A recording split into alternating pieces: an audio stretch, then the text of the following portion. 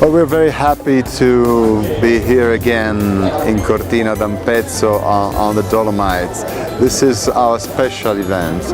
Civiltà del Bere, our magazine, wine magazine, had this idea of gather some of the best Italian producers with all the wine people, the more influential wine people in Italy, and with some friends from abroad, because we have some masters of wine from Spain, from England, from US, and this is really a good occasion to meet friends and wine professionals.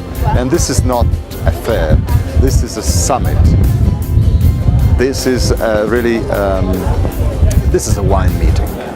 We have more than 80 leading Italian producers. Some are classics, some are new wineries, but now already with a good name. And we organize some tastings on the mountains, very fascinating, as you can see at my back. And also new wineries. Some challenges we say they are presenting new wines and new ideas. Well, I'm very happy and really proud to organize VivoVip Cortina, and I hope that next edition 2019 will be as successful as the previous 11 editions. Thank you very much.